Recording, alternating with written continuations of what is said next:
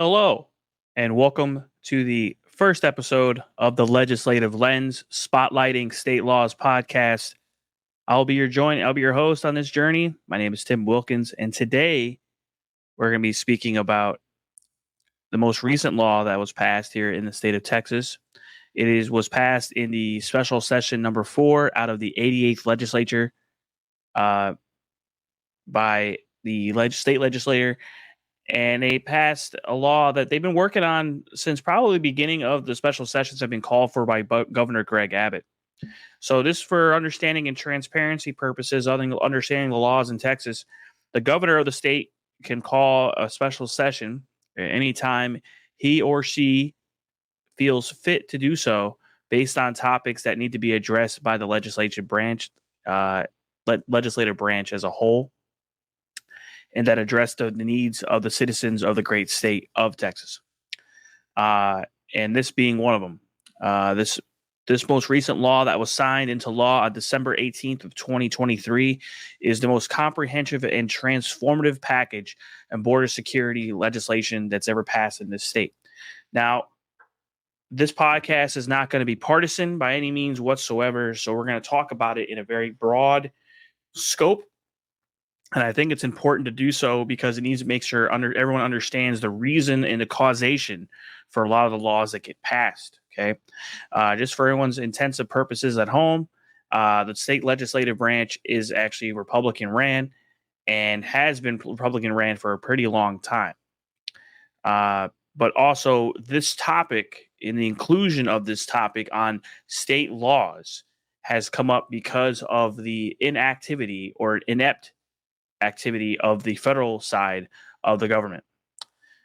So the governor and the lieutenant governor, Lieutenant Dan Patrick, worked diligently to try to find funding to not just shore up the border crisis and the border security, but as well as try to find deterrence, because the lack of action by the federal government here has caused this scenario to concur here in the state of Texas. Okay, so we're going to go into this law a little bit. There's actually 3 laws here. I know the topic of the title is Senate Bill 3 and Senate Bill 4. There was actually 2 Senate Bill 3s and 1 Senate Bill 4.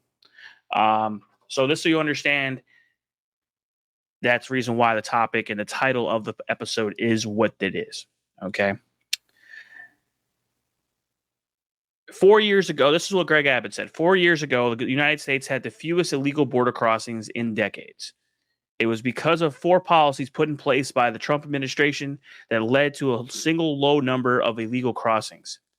President Joe Biden has eliminated all those policies and has done nothing to halt illegal immigration. That is what he's saying the reason for this law and why he called a special session. Okay, so make sure we understand the laws and it's a totality of understanding of what the law does. Okay. The Texas National Guard remains decisively engaged with thousands of troops from El Paso down to Brownsville, which is the main portion of the border that is under siege basically by illegal immigration. Operation Lone Star was a key tactical infrastructure plan and decisive manner that has allowed us, the state of Texas, to really cause a huge deterrence for illegal immigration, but they needed funding, and they also needed to increase maybe some security measures in the communities that are affected the most. So let's go into this, shall we? Senate Bill 3 from the special session number 3 that started this. Okay, this is where it kind of started this, and that's the reason why special session was called, was because this issue was not solved. So he said, you know what, you guys didn't finish it. We're going to finish it now. So special session, special Senate Bill number 3, from the special session number 3 was Flores. It was the co-sponsors were Flores and Gulen. Creates a mandatory 10-year minimum prison sentence for smuggling of persons and continuing smuggling of persons, passed with bipartisan support. The law enhances the criminal penalties for the operation of stash houses when it comes to human trafficking and creates a mandatory 5-year minimum prison sentence. It also further enhances criminal penalties for victim-related offenses that occur during the commission of smuggling such as assault and burglary. Okay. So let's get down to that sounds like a mouthful of words. So let's get down to it. What they're trying to do at the essence of this law is to create a deterrence for people to come across the border illegally. That is the main thing here. But what they're trying to also see that people that are using the human trafficking side are also tried harshly as well. So that's Senate Bill number 3, okay, from special session number 3. But this one as well, Senate Bill number 3 from this session alone was co-sponsored by Huffman and Jensen, is the main crux of the appropriation side of this entire thing. Okay, it appropriates $1.54 billion in from the General Revenue Fund to fulfill border security operations in construction, operation, and maintenance of border barrier infrastructure.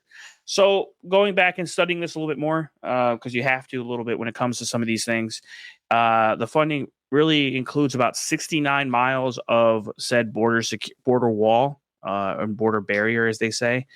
And it also has to do with some of the funding of said overtime that has really, really, really hit the DPS budget here in the state of Texas, as well as allotted overtime for more special projects in communities that are hit the hardest with illegal immigration, and how that law, some of this illegal immigration that has occurred has seen huge increases in crime in neighborhoods that are pretty heavily affected by it. So you're seeing mainly this goes towards the DPS budget, but at its core here, before we go into the root of the Senate Bill number 4, what this all stems down to, this will be a huge fight between the federal government and the state government of Texas. And Ken Paxton already said, bring it on. He does not care.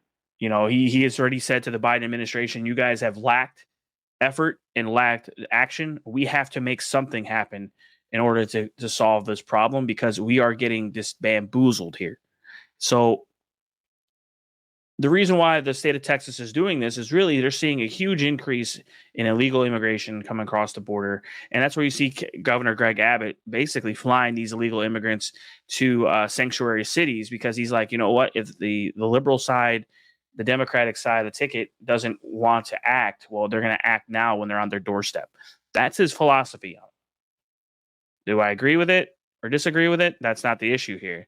The issue is, at some point, the immigration issue has to be taken up by the federal government. And until it does, the state of Texas has become a victim of inactivity, and we have to act upon ourselves to handle it accordingly.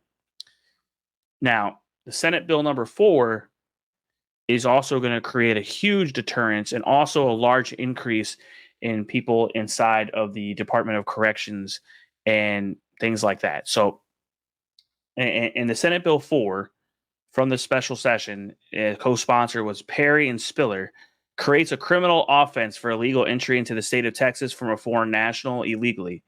The law cracks down on repeated attempts to enter Texas by creating the offense of illegal reentry and penalizes offenders for up to 20 years in prison. So now this makes illegal immigration, if you come across the border illegal, it makes it a state of Texas offense. So the state of Texas can charge you as well as the federal government. Okay. It also it provides the mechanism to order an offender to return to the foreign nation it came from